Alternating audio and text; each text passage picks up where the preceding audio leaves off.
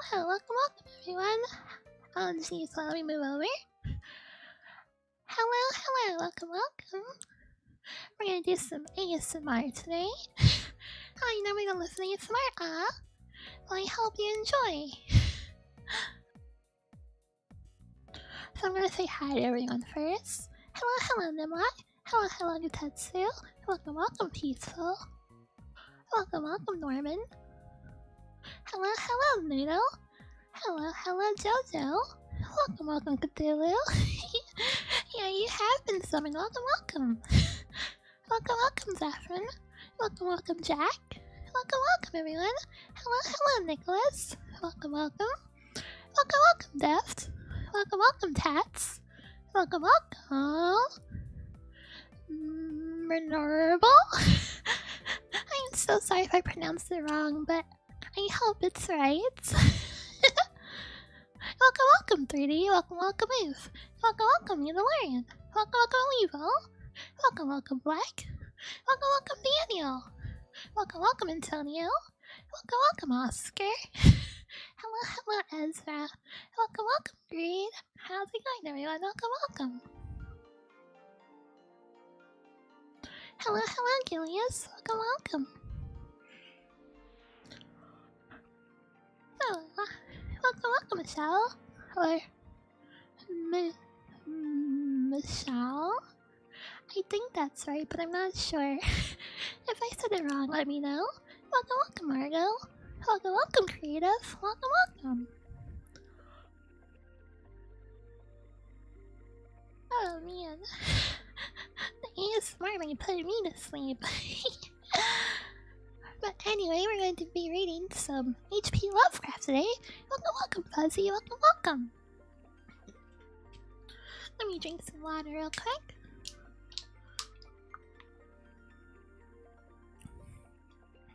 Welcome, High Fighter. Welcome. I got it right. Nice. I'm so glad. welcome, here. Welcome. Yeah, you got a sleepy mouse thing. I'm a little sleepy. But I'm good. I'm happy today. I made tea today. It was very, very good. There's a little too much lemon in it, but I think it was really good. Oh, your full teriyaki salmon? Oh, nice so. Alright. You vote for Herbert West? But I think the obvious choice is Rats in the Walls. I think that's the very, very obvious choice here. Welcome, Adriano. Welcome, monsters. Welcome. Yeah, I don't know, I'm so sorry. I got a little loud because I got excited. Whoops. But yeah, HP Lovecraft has written a lot of short stories. A lot of short stories. Welcome, Val. Welcome. I am reading a bedtime story, technically. Welcome, Cancer. Welcome. But yeah, no worries, you don't have to type very much. It's all to help you sleep, so if you fall asleep, that'd be pretty good. Welcome, Rappin'. Welcome. How's it going? Welcome, 3D. Welcome. So, I think we'll do Rats in the Wall. There's one called He. Yeah, there's one called He. I actually really like He. It's very, very good. Imagine welcoming Cancer kind of sus. Your foot fell asleep? Oh, heck yeah. I'm doing so good. Alright, so yeah, we're gonna do Rats in the Wall first because I have to pay honor to my heritage, you know? welcome, Sora. Welcome. You know Lovecraft with Sabrina? Oh, no worries. I mean, however you found out about an author, it's good enough. No worries, you know? Alright, so Rats in the Wall. Give me 1 second. Let me move it over. I'm so glad you enjoyed the ASMR reading, sweetie. Alright, so let me update my currently reading. properties. Rats in the walls. Alright, there we go. Okay, so... Oh wait, oh. It's a little cut off on screen. Alright, there we go. Okay, so... Let's get going. Yeah, rats and mice are actually different. But am I a rat? Am I a mouse? Find out next time on Dragon Ball Z. Welcome. I'm Alex. Welcome. How's it going? Alright, so we're gonna go ahead and get started. On July 16, 1923, I moved into Exum Priory. Priory? I think it's Priory. After the last workman had finished his labors. No, rats are actually way bigger than mice. They're very, very different. I'm a rouse. Yeah, I'm a rouse. The restoration had been a stupendous task. For little had remained of the deserted pile, but a shell lake ruin. Yes. Oh wait, I'm so sorry, I forgot to turn my music off. Well, maybe I can turn the music down and have the fireplace going as well. Maybe that's a good ASMR sound. I'm not positive, but we'll see. Let me know if it's like too overbearing, the music, and I'll turn it completely off. I think the fire's too overbearing, actually. Okay, I think that's good. Alright, so now we're gonna actually get started. I'm so sorry for the interruptions. Alright. The place had not been inhabited since the reign of James I, when a tragedy of intensely hideous, though largely unexplained oh wait, whoops. Man, these commas are tripping me up. Nature had struck down a master, 5 of its children, and several servants, and driven forth under a cloud of suspicion and terror the 3rd son, my lineal progenitor, and the only survivor of the abhorrent line. With the sole heir denounced as a murderer, the estate had reverted to the crown. Oh man, I keep losing my place. The estate had reverted to the crown, nor had the accused man made any attempt to exculpate himself or regain his property. Shaken by some horror greater than that of conscience or the law, and expressing only a frantic wish to exude the ancient edifice from his sight and mind and memory, Walter de la Poer, 11th Barham Exum, fled to Virginia, and there founded the family which by the next century had become known as de la Poer.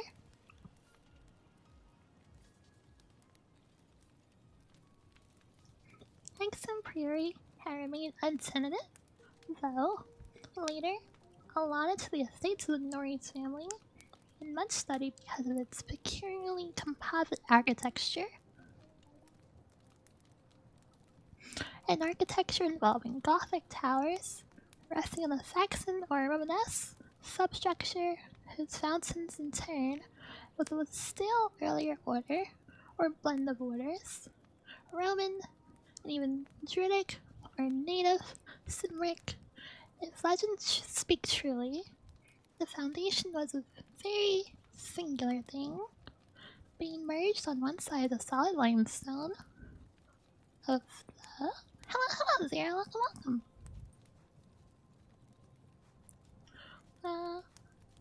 Wait, where was I?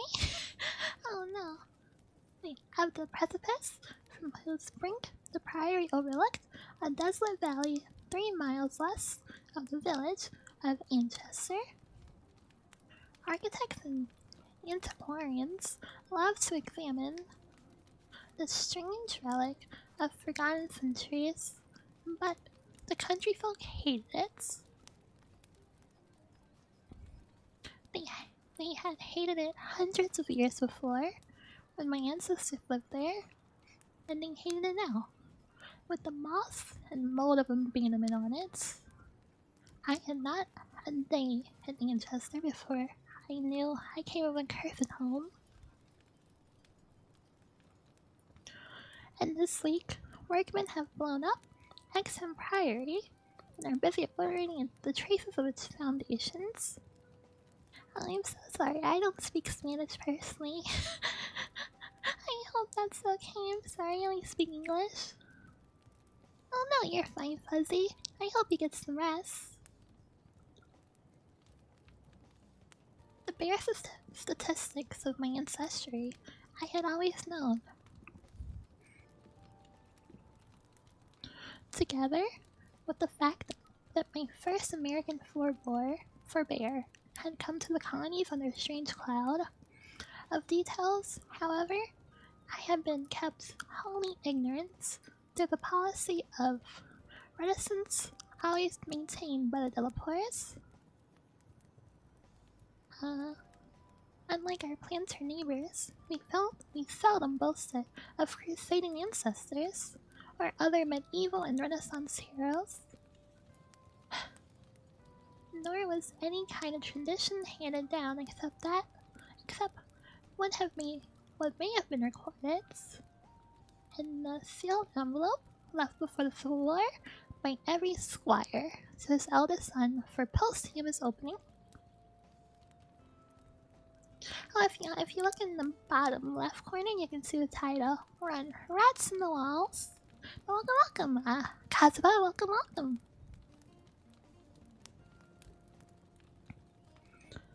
The glories we cherished were those achieved since the migration.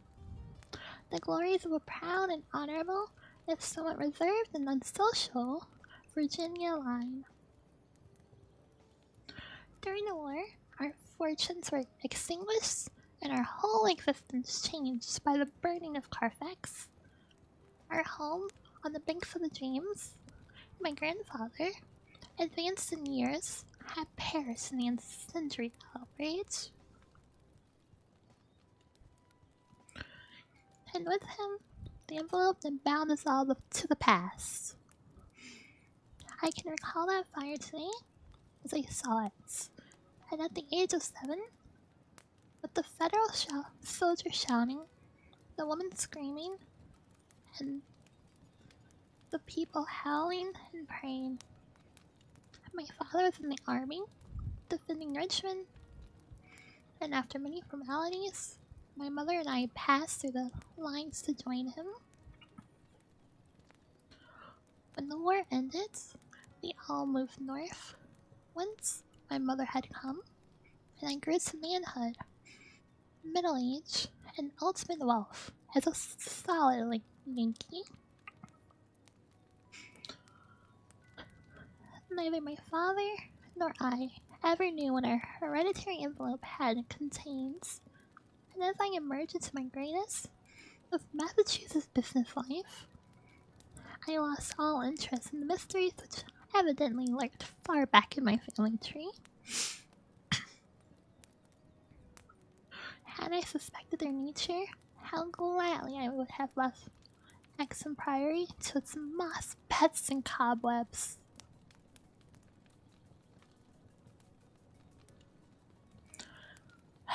My father died in 1904, but without any message to leave me, or to my only child Alfred, a motherless boy of 10. It was this boy who reversed the order of family information, for although I could give him only jesting conjectures about the past, he wrote me some very interesting ancestral legends. When the late war took him to England in 1917, as oh man, this word always trips me up. Aviation officer. There we go. Apparently, the developers had a colorful and perhaps sinister history where a friend of my son's, Captain Edwards, Norris of the Royal Flying Corps, dwelt near the family sea at Manchester and related some peasant superstitions which few novelists could equal for wildness and incredibility. Norris himself, of course, did not take them seriously, but they amused my son and made good material for authors to me. It was this legendary, which definitely turned my attention to my transatlantic heritage and made me resolve to purchase and restore the family seat which Norris shrewd to Alfred's in its picturesque decoration, and offered to get him at a surprisingly reasonable figure, since his own uncle was the present owner.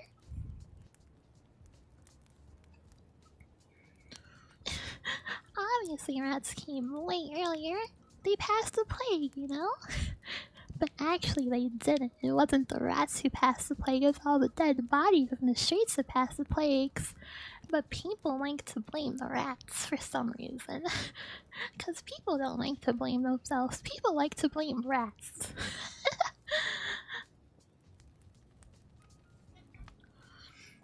I bought Exon Priory in 1919, but was almost immediately distracted from my plans of restoration by the return of my son as a maimed invalid.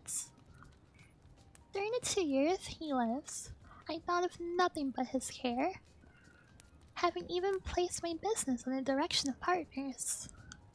In 1921, as I found myself bereaved and aimless, a retired manufacturer, no longer young, I reserved to divert my remaining years with my new possession. Visiting Manchester in December, I was entertained by Captain Norris, a plump, amiable young man who had thought very much of my son, and secured his assistance in gathering plans and anecdotes to guide in the coming restoration. Exon Priory itself I saw without emotion, a jumble of tottering medieval ruins covered with lichens and honeycombed with rooks' nests perched perilously upon a precipice. Man, I love Lovecraft's alliteration, it's so good. Oh man. Perched perilously upon a precipice, that's such a good line. And the native floors, or other interior features, save the stone walls of separate towers. As I gradually recover the image of the edifice, as it had been when my ancestor left it over 3 centuries before, I began to hire workmen for the reconstruction. In every case, I was forced to go outside to the immediate locality, for the Manchester villagers had an almost unbelievable fear and hatred of the place. The sentiment was so great that it was sometimes communicated to the outside laborers, causing numerous desertions, whilst its scope appeared to include both the priory and its ancient family.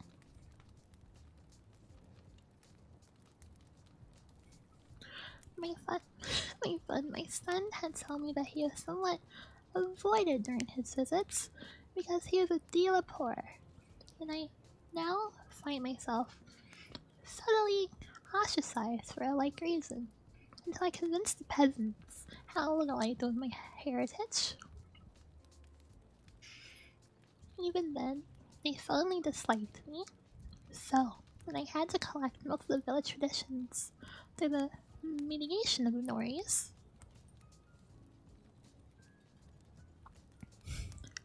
what the people could not give, perhaps, was that I had come to restore a symbol so abhorrent to them. For, rationally or not, they viewed Exon Priory as nothing less than a haunt of fiends and werewolves. piecing together the tales, which Nori's collected for me, and supplementing them with the accounts of several savants who had studied the ruins. I deduced that Exum Priory stood on the site of a prehistoric temple, a druidical or anti-druidical thing, which must have been contemporary with Stonehenge. Welcome, welcome, Fizz. Welcome, welcome.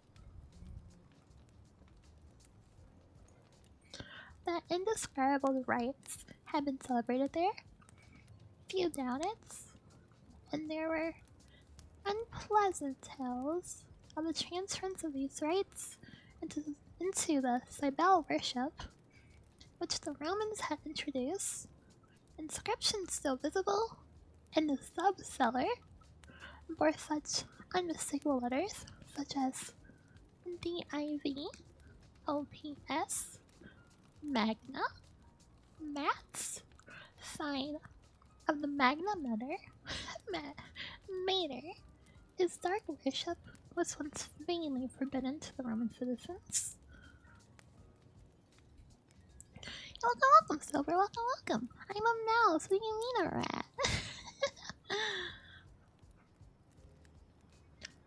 Manchester had been the camp of the 3rd Augustan Legion, as many remains attest, and it was said that the Temple of Cybele was splendid and thronged in worships. With worshippers who performed nameless ceremonies at the bidding of the Phrygian priest. Tales added that the fall of the old religion did not end the orgies of the temple, but that the priests live on in the new faith without real change. Likewise, it was said that the rites did not vanish with the Roman power, that certain among the Saxons added to the remainder of the temple and gave it the essential outline it subsequently preserved, making it the center of a cult feared through half the Hampshire. About 1000 AD, the place is mentioned in a chronicle as being substantial stone priory housing to a strange and powerful monastic order, and surrounded by extensive gardens, which needed no walls to exclude a frightened populace. Welcome, welcome, Molly. Welcome, welcome, Jimmy. You've never read this book? It's super duper good. It's actually a short story, not a book, but it's really, really good. Wait, oh, I just realized it's like cut off on the screen. Oh no, I'm so sorry. I hope that's better.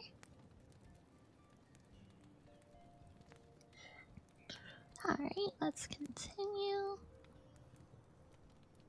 It was never destroyed by the Danes, though after the Norman conquests, it must have declined tremendously, since there is no impediment when Henry III granted the site to my ancestor, Gilbert de la Poer, first born Exham in 1261.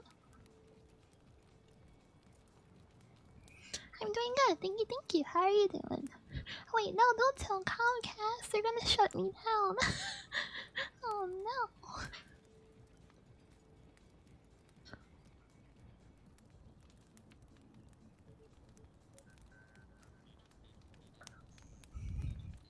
As my family before the States, there's no evil reports, but something strange must have happened then.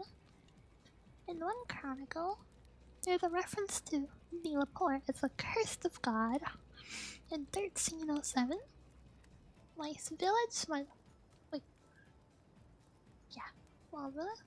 while village legendary had nothing but evil and frantic fear to tell of the castle that went up on the foundations of the old temple and priory. The fireside tales were of the most grisly description. All the Gelster, because of their frightened reticence and cloudy evasion. Oh, welcome, Doctor. Your existence is meaningless as you know more about the universe's existence. I see. Well, I'm glad you stopped by. Thank you, Fizz. You feel like you're back in reading class just for taking notes going on? It's definitely a little hard to follow because Lovecraft does like to drop a lot of exposition on you. But I hope you enjoy it. I hope it's a good kind of like nostalgia for you.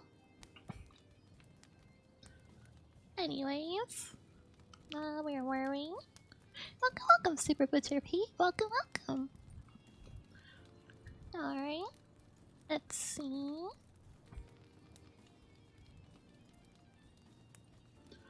They represented my ancestors as a race of hereditary demons, beside whom Gilles the Rats and the Marquis de Sade would sing the various tyros and hinted whisperingly at their responsibility for the occasional disappearance of villagers through several generations.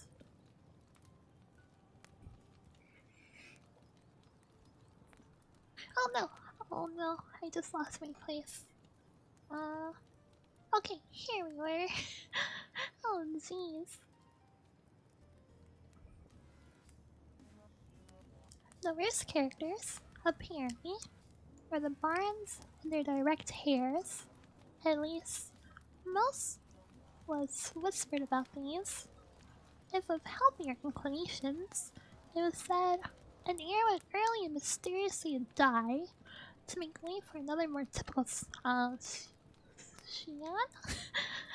I mean, I know it's hard, but I'm so bad at pronouncing words. I'm very bad. I think it's Xian, but I'm not 100% sure. I'm very sorry. I only really started doing readings aloud very recently, so it's kind of weird to pronounce words aloud that I've kind of been just pronouncing in my head. Anyway, there seemed to be an inner cult in the family, presided over by the head of the house, and sometimes closed, except to a few members. Temperaments, rather than ancestry, was evidently the basis of this cult, for it was entered by several who married into the family. Lady Margaret Trevor from Cornwall, wife of Godfrey, the second son of the fifth Baron, became a favorite bane of children all over the countryside. And the Damon heroine, is a particularly horrible old ballads not yet extinct near the Welsh border.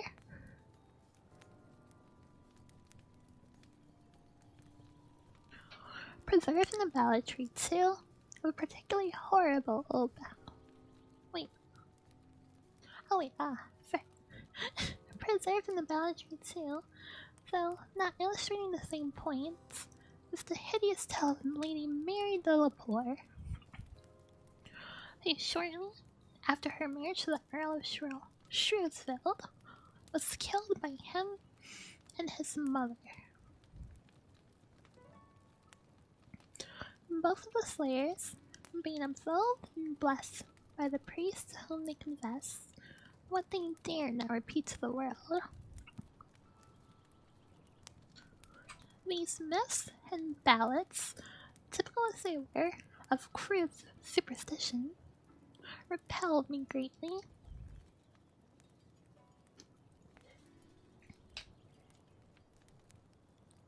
Their persistence and the application to so long a line of my ancestors were especially annoying. Welcome, Remy, welcome.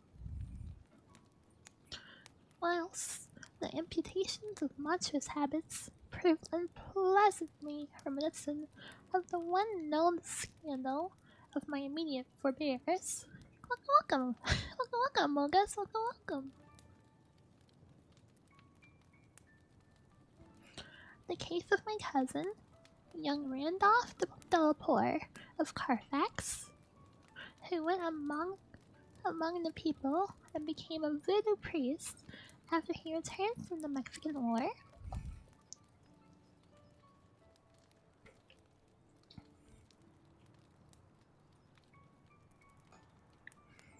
I was much less disturbed by the vaguer tales of wails and howlings in the barren, wind-swept valley beneath the limestone cliff, of the graveyard stenches after the spring rains, of the floundering, squealing white thing on which Sir John Clave's horse had trod one night in a lonely field, and of the servant who had gone mad, and what he saw in the priory in the full light of day. These things were Hagenine spectral lore, and I was at that time pronounced septic. The accounts of vanished peasants were less to be dismissed, though not especially significant in the view of medieval custom. Prying curiosity meant death, and more than one severed head had been publicly shown on the bastions now faced around Exton Priory.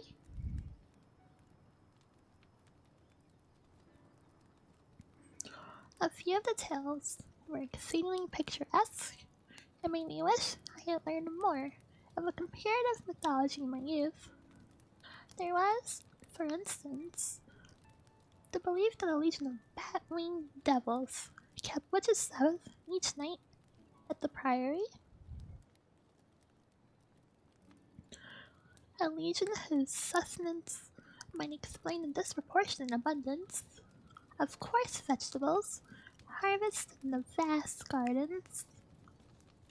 And most vivid of all, there is the dramatic epic of the rats, the scampering army of obscene vermin which had burst forth from the castle 3 months after the tragedy that doomed it to desolation. Wait, not desolation, desertion. I just added a whole other syllable. Oh, man. The lean, filthy, ravenous army, which had swept all before it and devoured fowl, cats, dogs, hogs, sheep, and even 2 hapless human beings before its fury was spent. Welcome, Candy Corn. Welcome. Around that unforgettable rodent army, a whole separate cycle of myths revolves. Where it scattered among the village homes and brought curses and horrors in its train. Such was the lore that assailed me as I pushed to completion, with an elderly obstinance, the work of restoring my ancestral home. It must not be imagined for a moment that these tales formed my principal psychological environment. On the other hand, I was constantly praised and encouraged by Captain Norris and the antiquarians who surrounded and aided me. When the task was done, over 2 years after its commencement, I viewed the great wounds. Not the wounds, the rooms. Wainscoted walls, vaulted ceilings, mullioned windows, and broad staircases, with a pride which fully compensated for the prodigious expense of the restoration.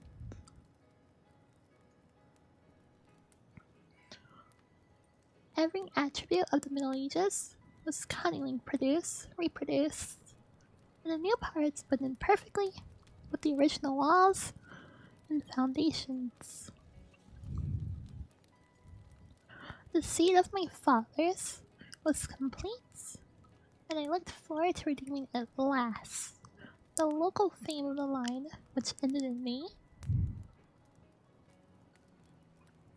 I would reside here permanently and prove that Delapore, for I had adopted again the original spelling of the name, need not be a fiend.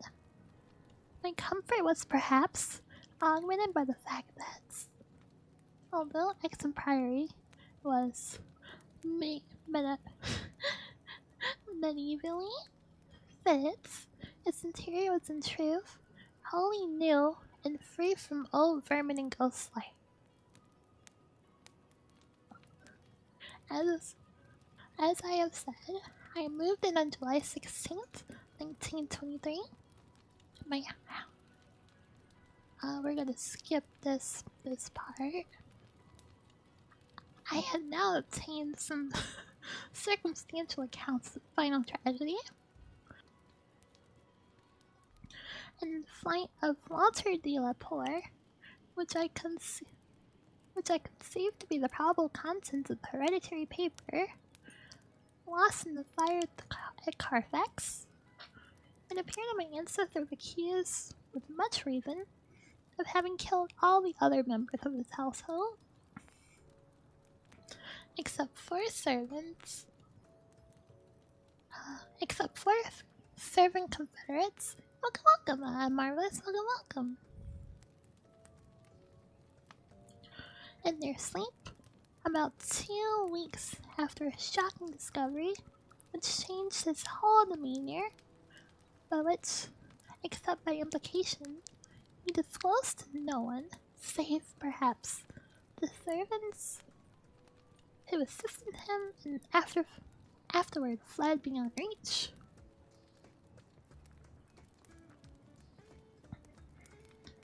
This deliberate slaughter, which included a father, 3 brothers, and 2 sisters, was largely condemned by the village, and so slackly treated by the law that its perpetrator escaped honored, unharmed, and undisguised to Virginia. The general whispered sentiment being that he had purged the land of an immemorable curse. What discovery had prompted an act so terrible, I could scarcely even conjecture. Walter de la Poor must have known for years the sinister tales about his family, so that this material could have given him no fresh impulse. Had he, then, witnessed some appalling ancient rites, or stumbled upon some frightful and revealing symbol in the priory or its vicinity? He was reputed to have been a shy, gentle youth in England. In Virginia, he seemed not so much hard or bitter as harassed and apprehensive. He was spoken of in the diary of another gentleman, adventurer, Francis Harley of Bellevue, as a man of unexampled justice, honor, and delicacy. Hold on, I need to drink some water. Give me 1 moment.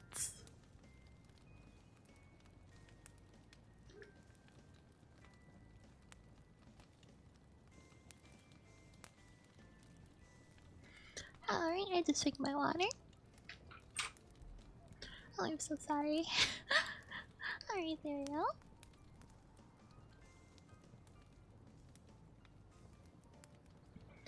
On July 22nd, occurred in the first incident, which they were lightly dismissed at the time, takes on a preternatural significance in relation to later events. It was so simple as to be almost negligible. Negligible. Oh man, that word is so hard. Negligible. I think that's the word. I'm not positive, but I think so. And could not possibly have been noticed under the circumstances. For it must be recalled that since I, was in a building practically fresh. Fresh and new, except for the walls, and surrounded by a well-balanced staff of servitors. Apprehension would have been absurd, despite the locality. Negligible. Negligible.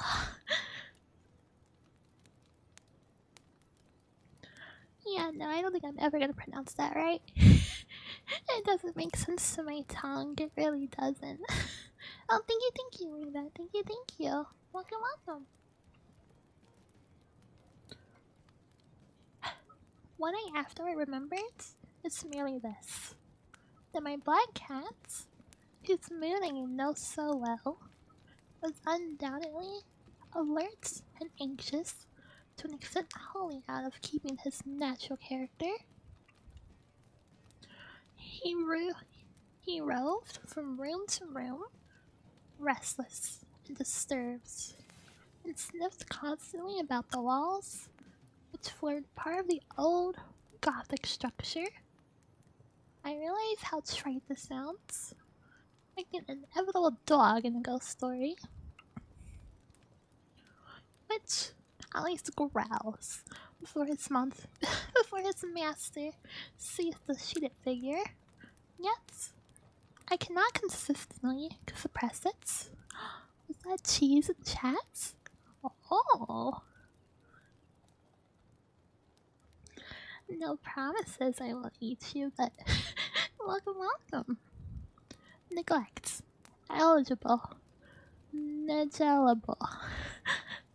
Yeah, no, it's not gonna happen. I don't think it's ever gonna happen, but I tried my best. You guys know what I'm trying to say, so good enough, right?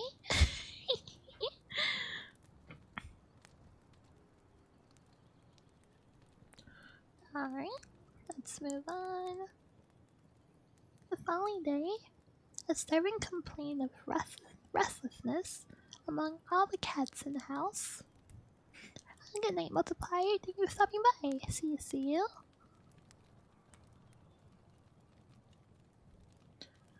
He came to me in my study, a lofty west room on the second story, with the grown arches, black oak, paneling, and a triple Gothic window overlooking the limestone cliff and desolate valley. And even as he spoke, I saw the jetty form of my cat creeping along the west wall, scratching at the new panels which overlaid the ancient stone.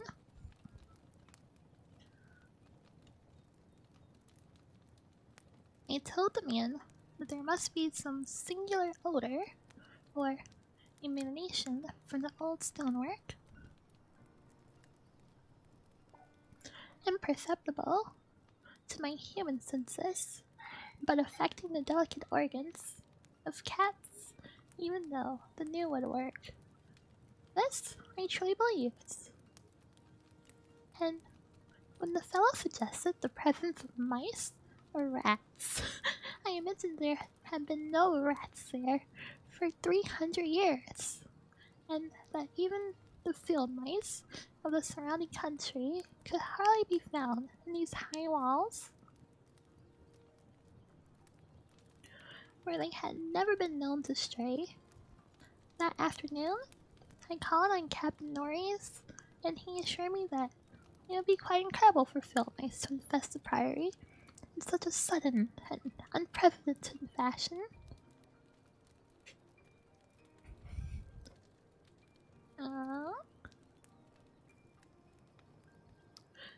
That night, dispensing as usual with the valet, I retired in the West Tower chamber, which I had chosen as my own. Reached from the study by a stone staircase and short gallery, the former partly ancient, the latter entirely restored. This room was circular, very high, and without wainscoting, being hung with arras, which I had myself chosen in London. Seeing that my cat was with me, I shut the heavy Gothic door, and retired by the lights of the electric bulbs, but still cleverly counterfeited candles, finally switching off the lights, and sinking on the carved and canopied four-poster, with the venerable cats in his accustomed place across my feet. I did not draw the curtains, but gazed out at the narrow north window which I faced. There is a suspicion of aurora in the sky, and the delicate traceries of the window were pleasantly silhouetted.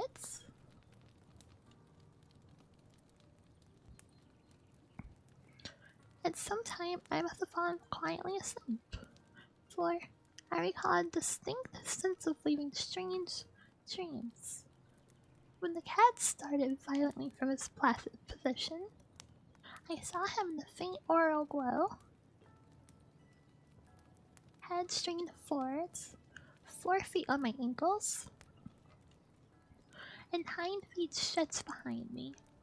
He was looking intensely at a point on the wall, somewhat west of the window.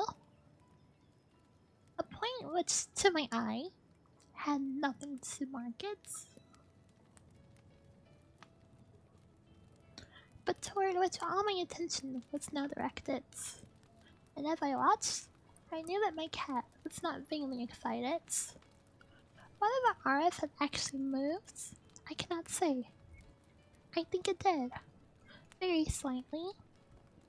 But what I can swear to is that behind it I heard a low, distinct scurrying, as of rats or mice.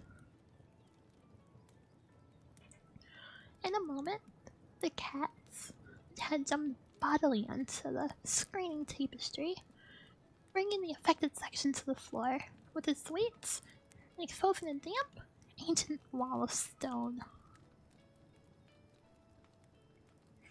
Patched here and there by the restorers, and devoid of any trace of rodent prowlers, the cat raced up and down the floor by this part of the wall, clawing the fallen arras, and seemingly trying at times to insert a paw between the wall and the oaken floor. He found nothing, and after a time, returned wearily to his place across my feet. I had not moved, but I did not sleep again that night. In the morning, I questioned all the servants, and found that none of them had noticed anything unusual, save that the cook remembered the actions of the cats, which had rested on her windowsill. This cat had howled at some unknown hour of the night, awaking the cook in time for her to see him dart purposefully out of the open door down the stairs. I drowsed away in the noontime, and in the afternoon, calling in on Captain Norris, became exceedingly interested in what I told him.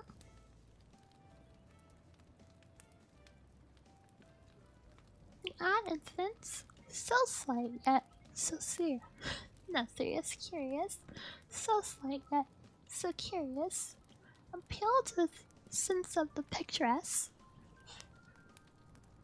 and elicited from him a number of reminiscences of local ghostly lore. We were genuinely perplexed at the presence of rats, and Norris let me some traps and Paris green, which I had the servants place in strategic localities when I returned. Well, I returned early, being very sleepy, but was harassed by dreams of the most horrible sorts. I seemed to be looking down from an immense height upon a twilight grotto, knee-deep. Oh jeez, hold on. Knee-deep with filth, where a white-bearded demon swineherd drove, with his staff, a flock of fungus, flabby beasts, whose appearance filled me with an unbearable loathing. Then, as the swineherd paused and nodded over his task, a mighty swarm of rats rained down from the stinking abyss and fell to devouring beasts and man alike. Welcome, Choi. Welcome, Rumble.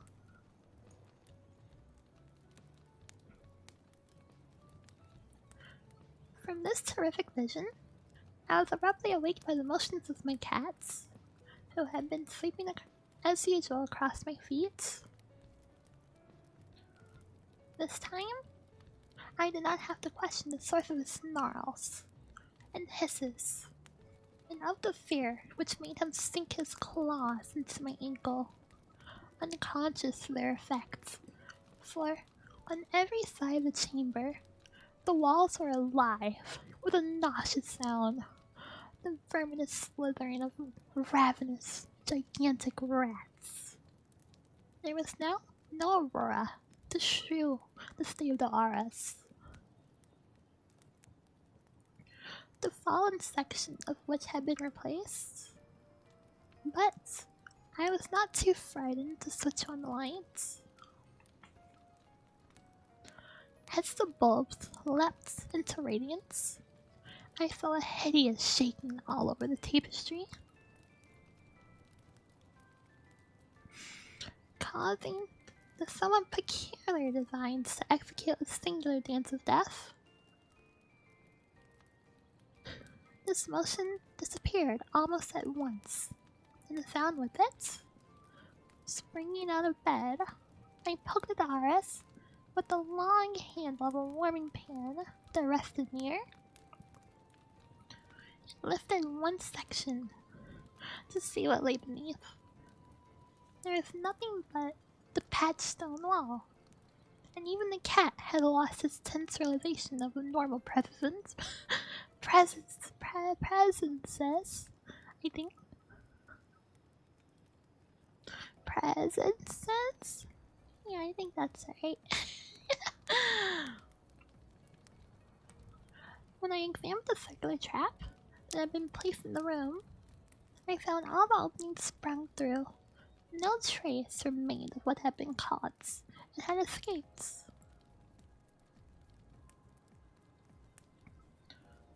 Further sleep was out of the question, so, lighting a candle, I opened the door and went out in the gallery, towards the stairs to my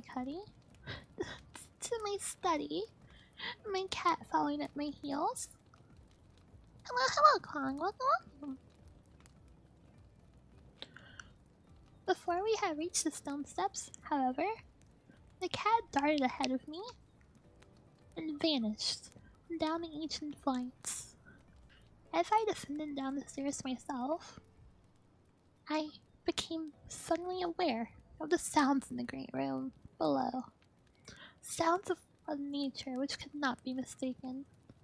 The oak-paneled walls were alive with rats, scampering and milling whilst my cat was racing about with the fury of a baffled hunter. Welcome, rats, welcome. Reaching the bottom, I switched on the lights, which did not this time cause the noise to subside. The rats continued their riots, stampeding with such force and distinctness that I could finally assign to their motions a definite direction. These creatures, in numbers apparently inexhaustible, were engaged in one stupendous migration from inconceivable heights to some depth conceivably or inconceivably below. Welcome, mine. Thank you. And you haven't missed much, big rats. Basically, there's rats in their walls. But welcome, Meg. Welcome. Or Mike. I think it's Mike. I keep calling you Meg, I'm sorry, but welcome. I now heard steps in the corridor, and in another moment, 2 servants pushed open the massive door. They were searching the house for some unknown source of disturbance, which had thrown all the cats into a snarling panic and caused them to plunge precipitately precipitously down several flights of stairs and squats, yowling, before the closed door to the subcellar. I asked them if they had heard the rats, but they replied in the negative. And when I turned to call their attention to the sounds in the panels, I realized that the noise had ceased. With the two men, I went down to the door of the subcellar, but merely found a round of the traps. All were sprung, yet all were tenantless, satisfying myself that no one had heard the rats save the felines and me. I sat in my study until morning, thinking profoundly and recalling every scrap of legends I had unearthed concerning the building I inhabited.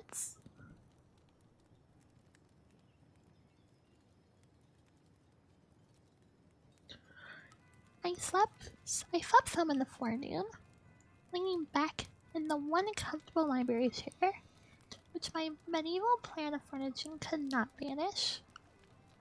Later, I telephoned to Captain Norris, who came over and helped me explore the subcellar. Absolutely nothing untoward was found. Although we cannot repress the thrill at the knowledge that this vault was built by Roman hands. Every low arc and massive pillar was Roman, not the boss Romanesque of the bungling Saxons, but the severe and harmonious classicism of the age of the Caesars.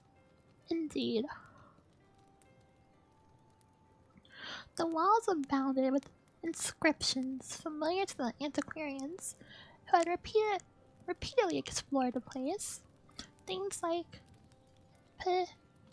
Pagette, Prop, Timp, Dona, and Lebrec versus Pontifi, Antius. Yeah, it's been an hour, but welcome. Yeah, Lovecraft is he's very robust. These short stories are very long. Rest enjoying that, it makes all the rules. That may or may not be me. The reference to Atlas made me shiver, for I had read Catlas and knew something of the hideous rites of the Eastern god, whose worship was so mixed with the Sibyl, Norris and I, by the light of the lanterns, trying to interpret the odd and nearly effaced designs on certain irregularly rectangular blocks of stone, generally held to be altars, but could make nothing of them. I remembered that one pattern, a sort of raid sun, was held by students to imply a non-Roman origin, suggesting that these altars had merely been adopted by the Roman priests from some older and perhaps aboriginal temple on the same site. On one of these blocks were some brown stains, which made me wonder. The largest in the center of the room had certain features on the upper surface which indicated its connection with fire, probably burnt offerings. Hold on, I need to drink some more water. Give me one moment.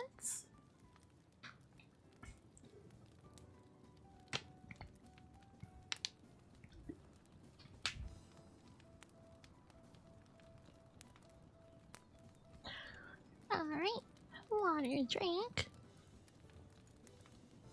Such were the sights in the crypt before whose doors the cats had howled, and where Norris and I now determined to pass the nights. Couches were brought down by servants who were told not to mind any nocturnal actions of the cats. And my cat was admitted as much for help as for companionship. We decided to keep the great oak door, a modern replica with slits for ventilation, tightly closed.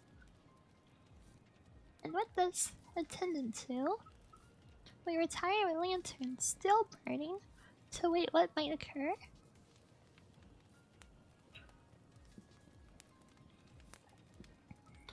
The vault was very deep in the foundations of the prairie, and undoubtedly far down, on the face of the beetling limestone, cliff overlooking the waste valley.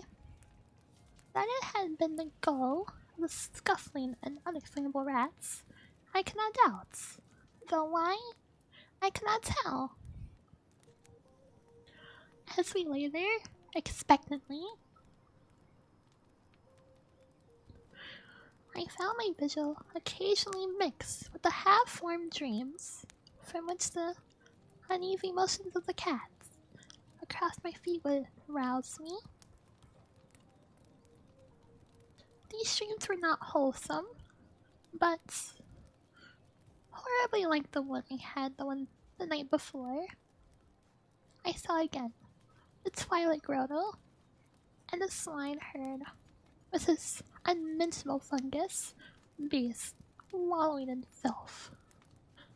And as I looked at these things, they seemed nearer and more distinct, so distinct that I could almost observe their features.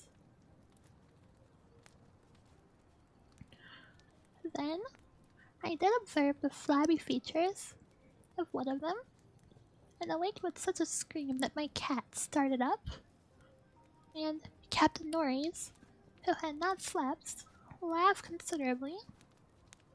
Norris might have laughed more, or perhaps less, had he known what it was that made me scream. But I did not remember myself until later.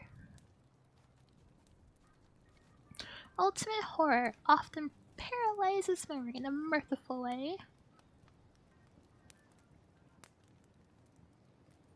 Norris waked me when the phenomena began.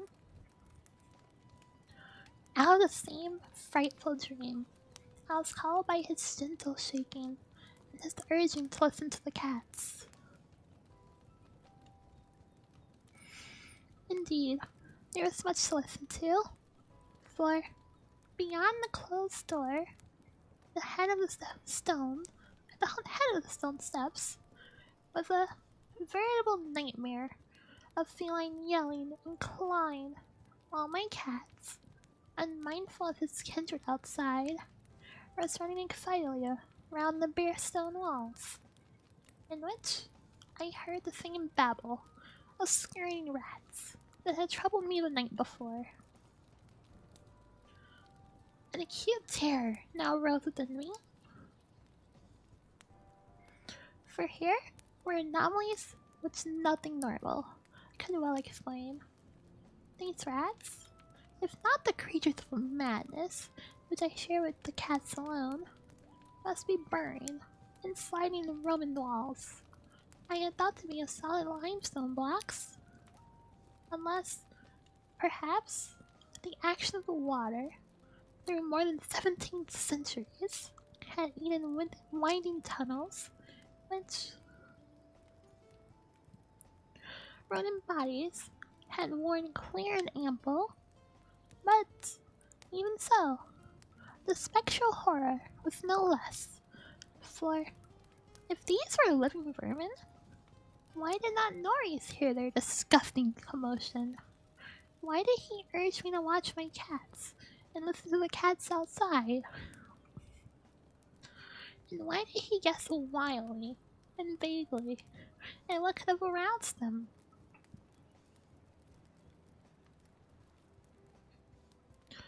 By the time I had managed to tell him, as rationally as I could, what I thought I was hearing, my ears gave me the last fading impression of the screen, which had retreated, still downward, far underneath the deepest of the subcellars, till it seemed as if the whole cliff below were riddled with questing rats.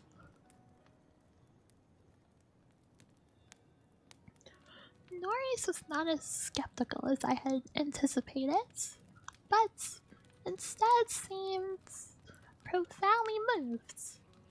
He motioned to me to notice that the cats at the door had ceased their clamor, as if giving up frantically. Oh wait, as if giving up the rats were lost. While my cat had a burst of renewed restlessness, it was clawing frantically at the bottom of the large stone altar in the center of the room, which was nearer Nori's couch than mine.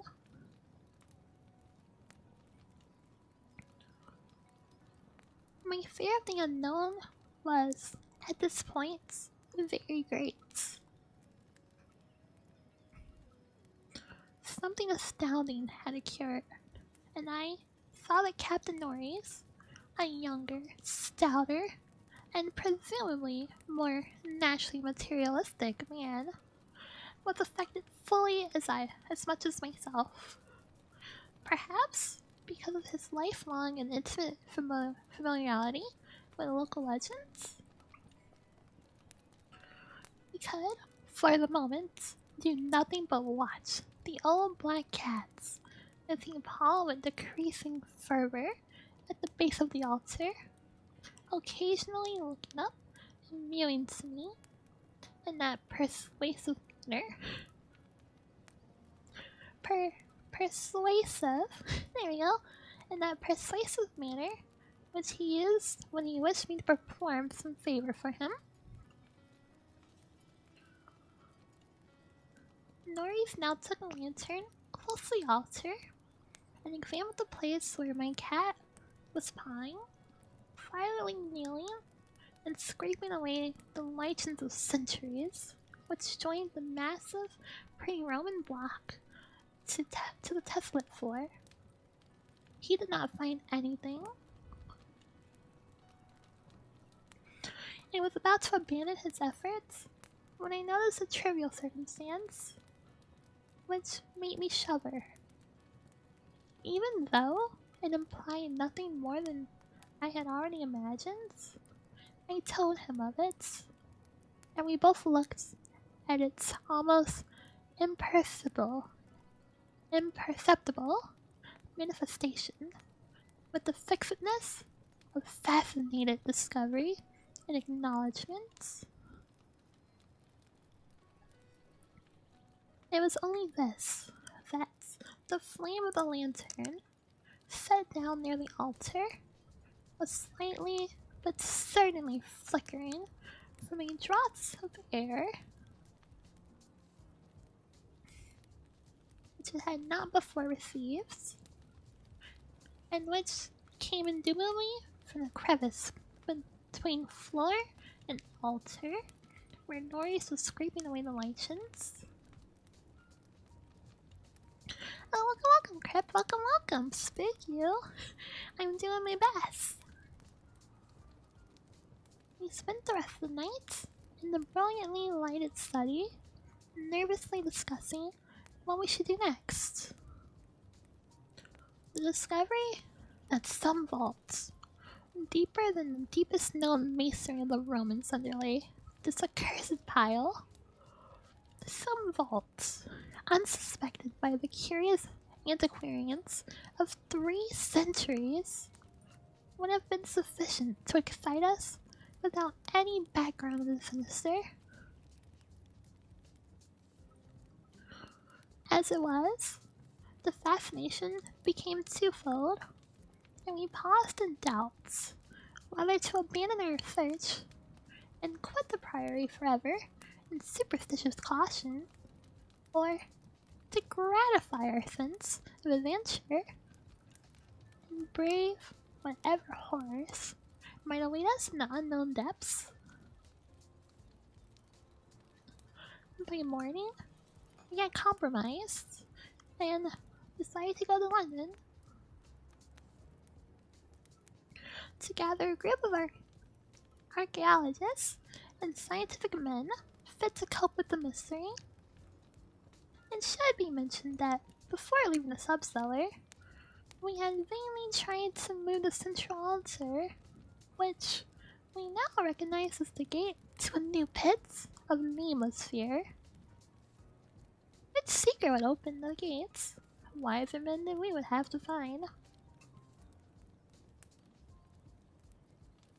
Oh, thank you, thank you. During many days in London, Captain Norris and I presented our facts, conjectures, and legendary anecdotes to 5 eminent authorities. All men who could be trusted to respect any family disclosures, which future explorations might develop. Oh man. I need to get some water real quick.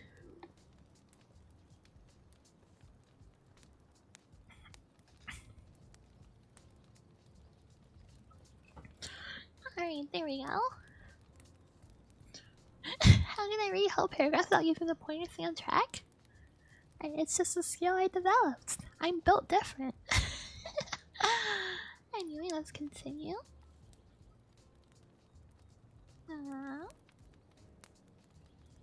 We found most of them disposed to scoff, but instead,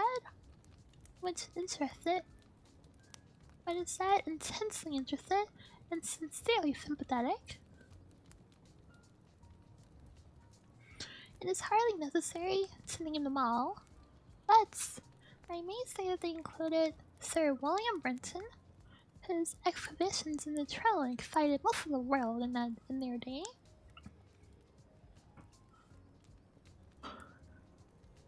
As we all took the train for Manchester, I felt myself poised on the brink of frightful revelations, a sensation symbolized by the air of mourning among the many Americans at the unexpected death of the president on the other side of the world.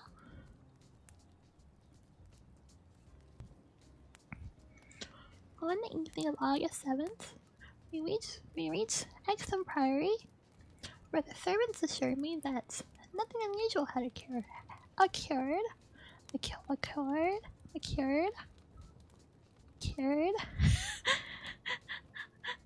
so bad at pronouncing words, I'm sorry. I'm hoping to get better, it's why I started doing this, so I can get better at reading aloud. My voice got so degraded over the many years I did not like to read aloud and kind of barely talked, but I hope I'm getting better. I hope I'm improving.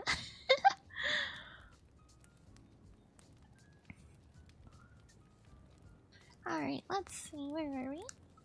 The cats, even my own, had been perfectly placid, and not a trap in the house had been sprung. We were to begin exploring on the following day, awaiting which I assigned well-appointed rooms to all my guests.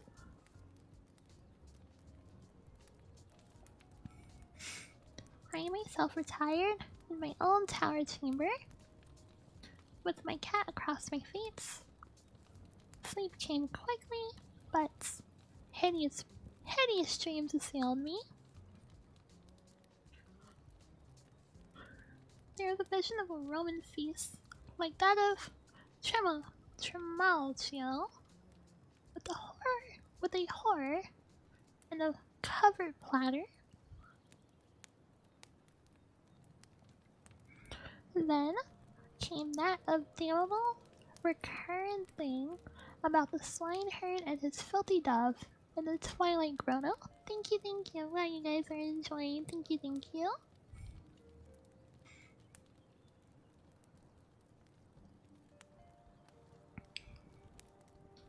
Yes, when I awoke, it was full daylight, with normal sounds in the house below. The rats, living their spectral, had not troubled me, and my cat was quietly asleep. On going down, I found the same tranquility had prevailed elsewhere.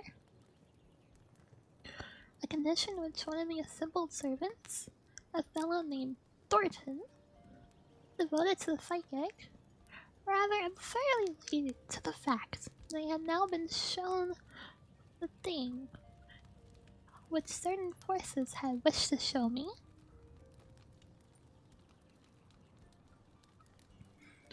All was ready now, and at 11 a.m., our entire group of 7 men, bearing powerful electric searchlights and implements of excavation, went down to the subcellar and bolted the door behind us. My cat was with us, for the investigators found no occasion to despise his excitability, and were indeed anxious that he be present in case of obscure rodent manifestations. We noted the Roman inscriptions and unknown altar designs only briefly, for 3 of the savants had already seen them, and all knew their characteristics. Prime attention was paid to the momentous central altar, and within an hour, Sir William Brenton had caused it to tilt backwards, balanced by some unknown species of counterweights. Now, there lay revealed such a horror as would have overwhelmed us had we not been prepared.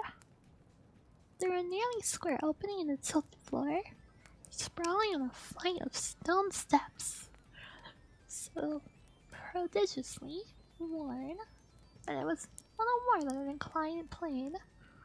At the center was a ghastly array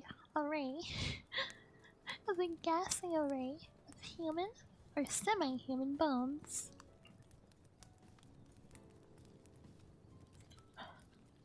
Those which retained their collocation as skeletons showed attitudes of panic fear. And over all were the marks of rodent gnawing. The skulls denoted nothing short of utter idiocy, cretinism, or primitive semi-apedom. Above the hellishly littered steps arched a descending passage, seemingly chiseled from the solid rock, and conducting a current of air. This current was not a sudden and noxious rush, as from the closed vaults, but a cool breeze with something of freshness in it. We did not pause long, but, shiveringly, began to clear a passage down the stairs. It was then that Sir William, examining the hewn walls, made the odd observation that the passage, according to the direction of the strokes, must have been chiseled from beneath. Welcome, Philip. If you look in the bottom left corner, it says it, but yeah, reading Rats in the Walls by H.P. Lovecraft. Welcome. Also, welcome, Akira. Welcome. How's it going? Welcome, Fruit Cup. I hope you fall asleep. Thank you for stopping by. I appreciate it. I must be very deliberate now and choose my words. After plowing down a few steps amidst the gnawed bones, we saw that there was a light ahead. Not any mystic phosphorence. I think that's how you pronounce it. I'm not positive, but I think that's correct. Phosphorence, but a filtered daylight, which could not come except from unknown fissures in the wall that overlooked the waste valley. Wholly uninhabited, But the cliff is so high and beetling that only an aeronaut could study its face in details. A few steps more, and our breaths were nearly snatched from us by what we saw. So literally, Thornton, the psych investigator, actually fainted in the eyes of the dazed man who stood behind him. Norris, his plump face, utterly white and flabby, simply cried out inarticulately, whilst I think that what I did was to gasp or hiss and cover my eyes. The man behind me, the only one of the party older than I, croaked the hackneyed "my god" in the most cracked voice I ever heard. Of 7 cultivated men, only Sir William Brenton retained his composure. A thing more to his credit because he led the party and must have seen the sight first.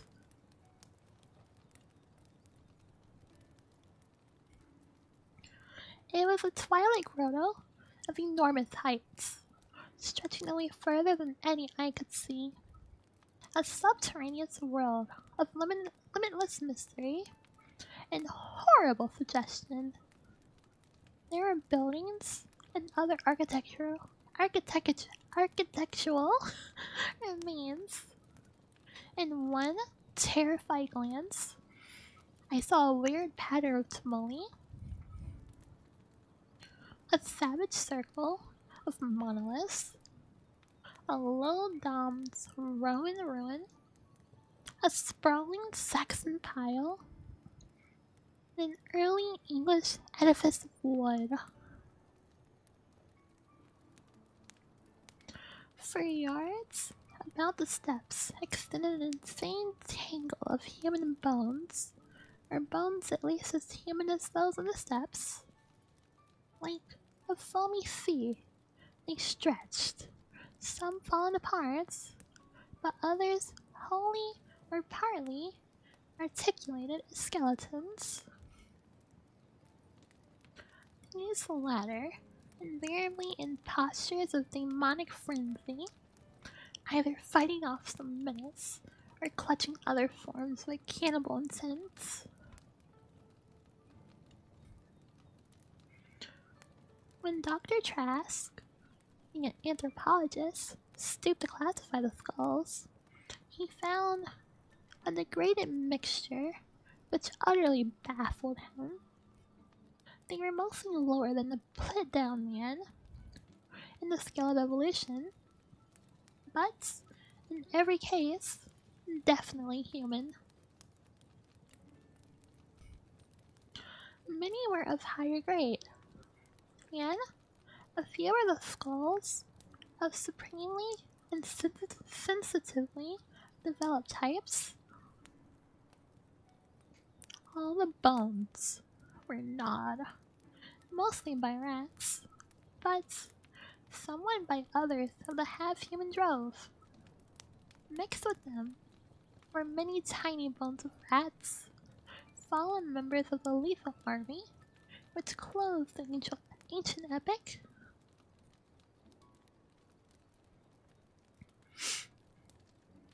I wonder that any man among us lived and kept his sanity through that hideous day of discovery.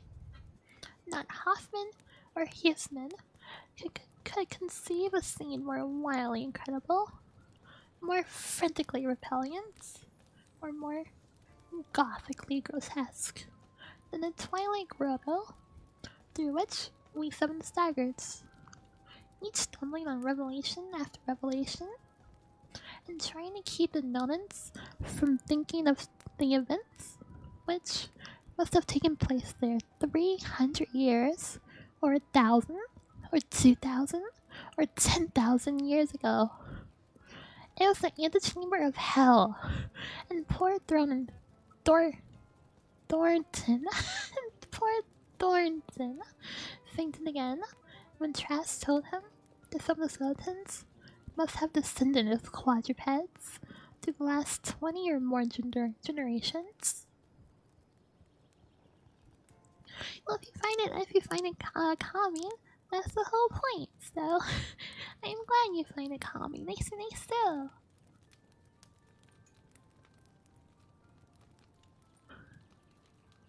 Horror piled on horror as we began to interpret the architectural remains. The quadruped things, with their occasional recruits from the biped class, had been kept in stone pens, out of which they must have been broken in their last delirium of hunger or rat fear. There had been great herds of them, evidently fattened on the coarse vegetables, whose remains could be found as a sort of poisonous ensilage at the bottom of the huge stone bins, older than Rome. I knew now why my ancestors had had such excessive gardens. What to heaven I could forget? The purpose of the herds I did not have to ask. Sir William, standing in his searchlight in the Roman ruin, translated aloud the most shocking ritual I have ever known, and told of the diets of the antediluvian cults, which the priests of Cybele found and mingled with their own. Norris, used as he was to the trenches, used as he was to the trenches, could not walk straight when he came out of the English building. It was a butcher shop. It was a butcher shop and kitchen. He had expected that, but it was too much to see familiar English implements in such a place. And to see familiar, and to read familiar English graffiti there. Some as recent as 1610. I could not go in that building. That building whose demon activities were stopped only by the dagger of my ancient ancestor, Walter de la Poor.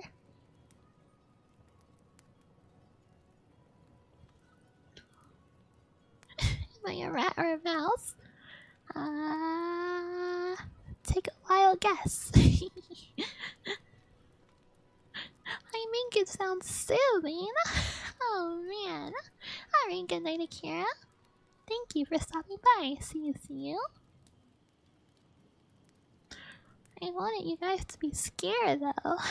You should be shaking in your britches. Alright, let's continue. Oh wait, let me drink some water first actually. Just to make sure my throat doesn't shrivel up.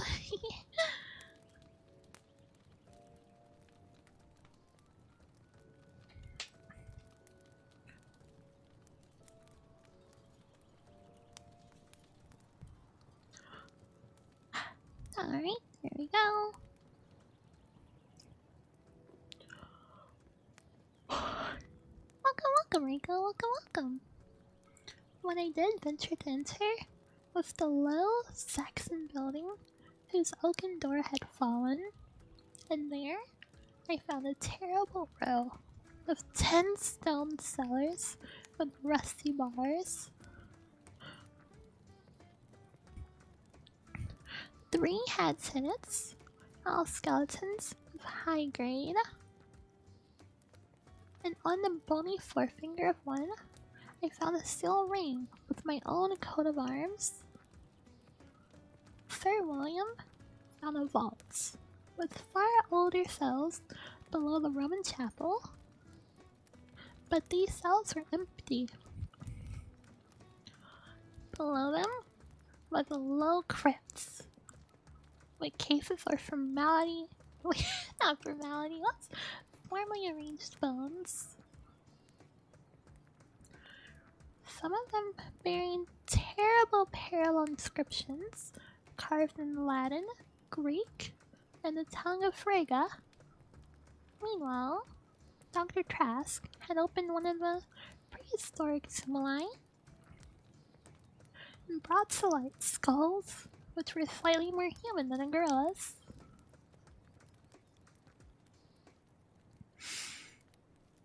And which bore indescribable ideographic carvings. Through all this horror, my cat stalked unperturbed.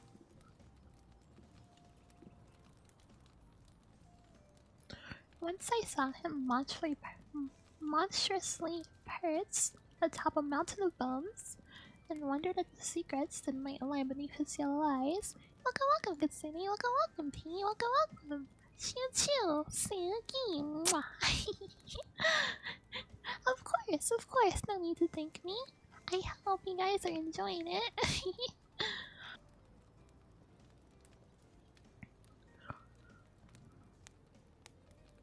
Once I saw him mysteriously perched atop a mountain of bones and wondered at the secrets that might lie behind his yellow eyes. Having grasped, to some slight degree, the frightful revelations of this twilight area,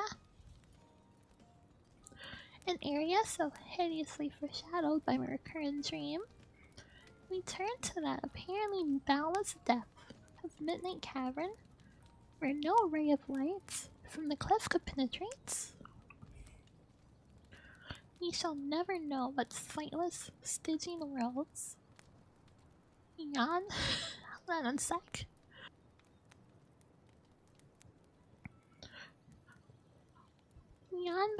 Beyond little distance it went, for it was decided that such secrets are not good for mankind. But there was plenty to engross us close at hand, for we had not gone far before the searchlight shone that accursed infinity of pits in which the rat had feasted, and whose sudden lack of replenishment had driven the ravenous rodent army first to turn on the living herds of starving things, and then to burst forth from the priory in a historic orgy of devastation which the peasants will never forget. Now, welcome, Nobu, welcome, thumbs up, welcome. Oh God, those carrion black pits of sawed pig bones and open skulls, those nightmare chasms choked with the pithecanthropoid. That's such a long word. Pithecanthropoid. Celtic, Roman, and English bones of countless unhallowed centuries. Some of them were full. None can say how deep they had once been.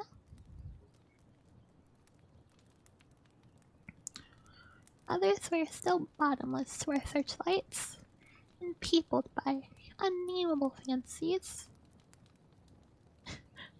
What? I thought of the hapless rats that stumbled into such traps amidst the blackness of their quest in this grisly Tartarus. Once my foot slipped near a horribly yawning brink, and I had a moment of ecstatic fear. I must have been moving a long time, for I cannot see any of the party but the plump Captain Norris. Then there came a sound. Oh jeez, hold on. Let me drink some more water. I'm so sorry.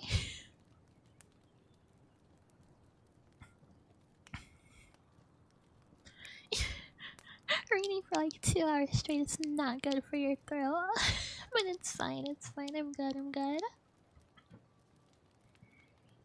Then there came a sound from that inky, boundless farther distance. I thought I knew. And I saw my old black cat dart past me like a winged Egyptian god, straight into the liminal gulf of the unknown. But I was not far behind, for there was no doubt after another second it was the eldritch scurrying of those fiend-born rats, always questing for new horrors, and determined to lead me on, even into those gritty caverns of Earth's center where Nyala. I am so bad at pronouncing his name. Nyala the Bulb. Nyala Bubba. Yeah, I'm gonna call him Yeah. The mad faceless god howls blindly to the piping of two amorphous idiot flute players.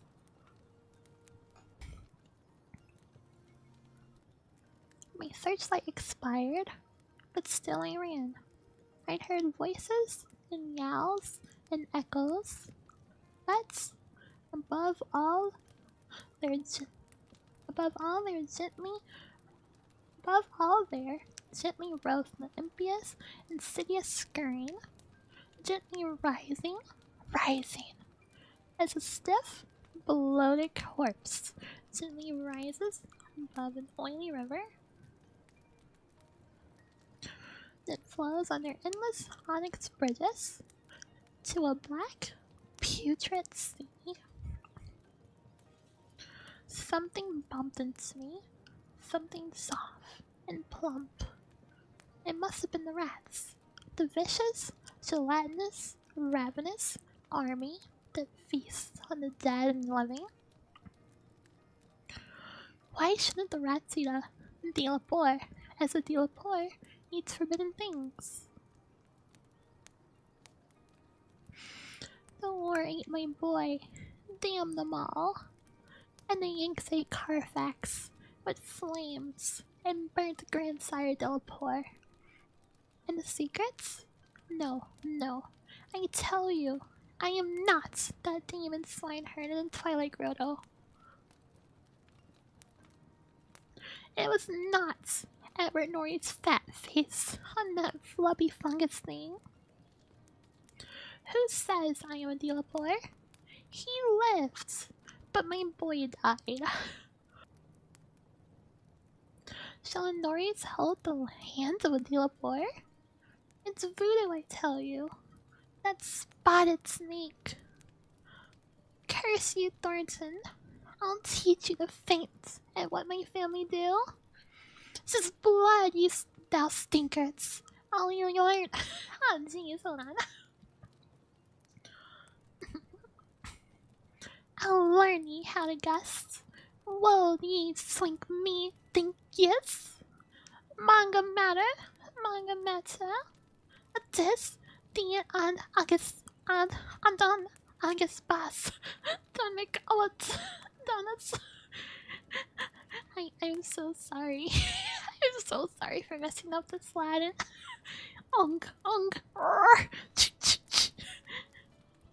That is what they say I said. When they found me in the blackness after 3 hours, found me crouching in the blackness over the plump, half-eaten body of Captain Norris, with my own cat leaping and tearing at my throat. Now they have blown up Exon Priory, taken my cat away from me, and shut me into this barred room. At Hanwell, with fearful whispers about my heredity and experiences. Thornton is in the next room, but they prevent me from talking to him. They are trying to suppress most of the facts concerning the priory. When I speak of poor Norries, they accuse me of a hideous thing, but they must know that I did not do it. They must know that it was the rats. The slithering, scurrying rats. His scampering will never let me sleep. The demon rats to race behind the padding in this room and beckon me down to greater horror than I have ever known. The rats, they can never hear. The rats in the walls. Oh man, I love Lovecraft so much. The story is so good. I haven't read it in a few years, but God, it remains so good in my brain. I love this story so much. Oh man, Lovecraft has such a identifiable writing style. Like he used a lot of alliteration in his work, and it's very good. I feel like it's very long to read though. I was hoping I could get through 2 of them, but this is it's been 2 hours already apparently. And oh man, we just went through so much of this. Yeah, it's a quote unquote short story. I mean, we can read one of his poems, I suppose. Maybe his poetry is shorter. Let's see. Oh yeah, this is short. It shouldn't be invalid. I can link you to the Discord right now if you want. Yeah. Copy. Paste. Here's the Discord for you.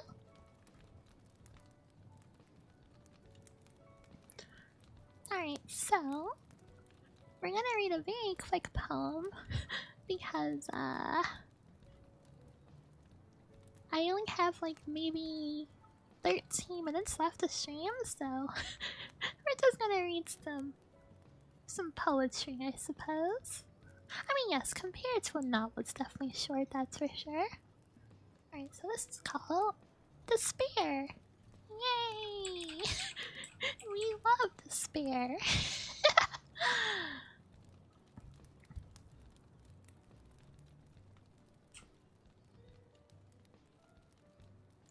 Wait, it took someone else 50 minutes to read? How? That took me like 2 hours. They must have speed ran through it. Wow. This is Rats in the Wall, any percent. Alright, so let's read Despair. Over the midnight moorlands crying, through the cypress forest sighing, in the night wind, madly flying, hellish forms with streaming hair, and the barren branches creaking. By this, oh yeah, hold on, I'm so sorry. I need to be right back. My cat just made a weird noise, so I will be right back. I'm so sorry. 1 sec.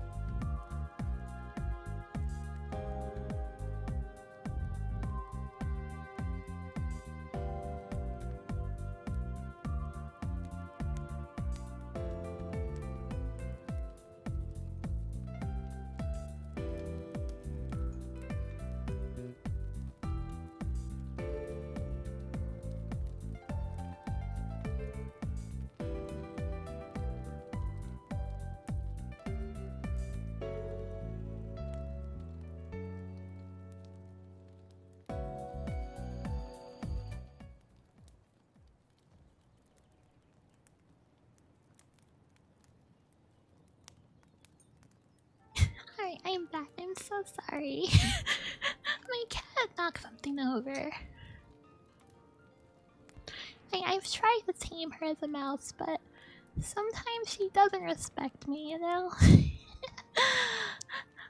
Alright, so let's continue. Thank you, thank you. Alright, so this is the spare. As I said before, we're going to go ahead and restart it. Alright. Over the midnight moorlands crying, through the cypress forest sighing, in the night wind madly flying, hellish forms with streaming hair, and the bearing branches creaking, by the stagnant swamp pool speaking, past the shore cliff ever shrieking. Damn demons of despair. Once, I think I half remember, ere the grey skies of November quenched my youth's aspiring ember, lived there such a thing as bliss.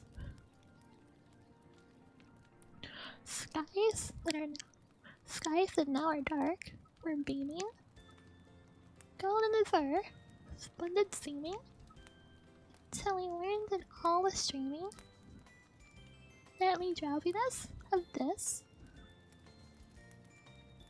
A spell? Yes, the Ravenous spell, but this is a Lovecraft. But the stream of time, swift flowing,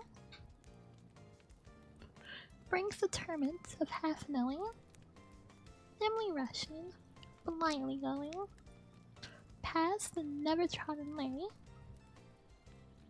and the voyager, repining, sees the wicked death fire shining, hears the wicked petrol flying, as he helpless drifts to sea.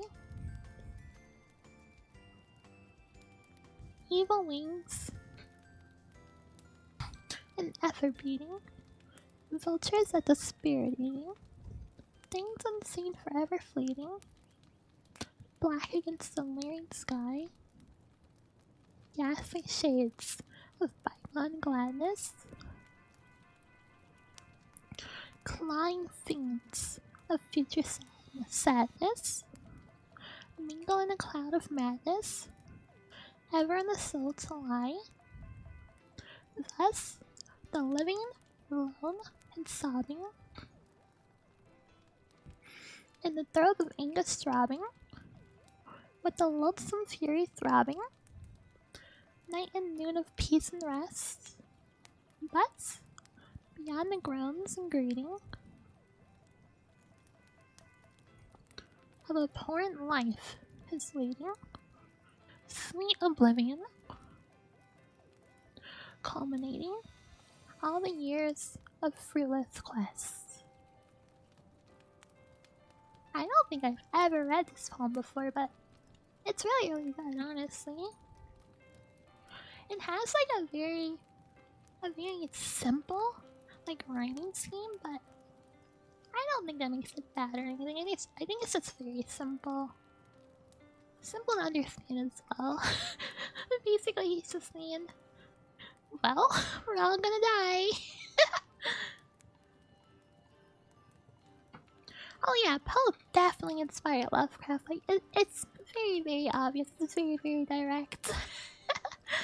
Because Poe is writing in the 19th century, and Lovecraft, he was born in the tail end of the 19th century, but he didn't start writing until around the start of the 20th century, if I remember correctly. I know he was born in 1892, I wanna say.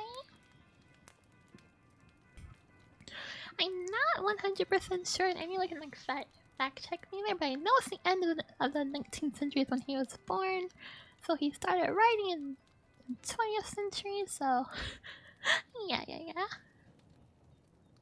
Definitely inspired by Poe. And I root for Tom and Jerry. Definitely Jerry, but also welcome, Drac. Welcome. A, B, C, C, C, B. Yeah. Oh, 1890. Alright, nice. There, remember? Incredible. Oh, yeah, I could've just clicked here. Yeah, he died super early. He only lived for 46 years, but he pumped out so much influential work. It's so insane how much he just influenced the horror genre, like, in general. And I really respect him as a writer. I really do. His style is, I wouldn't say like it's like super unique, but it is very unique. Like he uses some alliteration and like it's not unique like Oscar Wilde, but it's very good. And either way, it's very good. Cause like I feel like I can identify like any kind of any piece of like Oscar Wilde's work, like if you just put it in front of me, because Oscar Wilde, he loves run-on synthesis so much. He has such a very unique way with words. I really love Oscar Wilde. He's one of my favorites for sure. I don't know how I started talking about Oscar Wilde. I don't want to ramble, but Oscar Wilde's so good. But definitely, 19th century horror is my top favorite in terms of reading books. He's a mad genius. Yeah, Oscar Wilde was definitely a mad genius. He was very insane. But he's so good. He's so memorable. Anyway, it's been about 2 hours. So that means it is about time for us to part ways. Oh, you're trying to read Dracula? Oh, I love Dracula. It's so good. God, Bram Stoker is also such a good writer. I love Bram Stoker so much.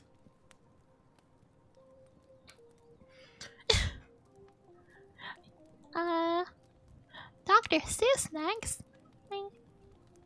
I want to talk about. I want to read more horror. I may not be able to play horror games, but I love horror literature. It's my favorite genre for sure. Oh, you're talking about Lovecraft? Oh, well, I'm sorry for assuming. But anyway, yeah, that is gonna be it for me for tonight. I hope this was soothing for you all. I'll see you all tomorrow. If you're gonna be on Twitch anyway. Tomorrow on Twitch I'm gonna be playing. I'm going to be playing Chrono Trigger tomorrow on Twitch. So if you want to stop by, you can. RL Stein next? Oh, I might do RL Stein eventually. I'll have to read like an entire portion of his work, but I will try. I will definitely try. Alright, everyone. Make sure you check out all the links. I have a Twitter, I have a Discord, and I have a Twitch. And I'll be streaming on Twitch tomorrow for Chrono Trigger. Alright. Well, good night, everyone. Thank you for hanging out. I love you.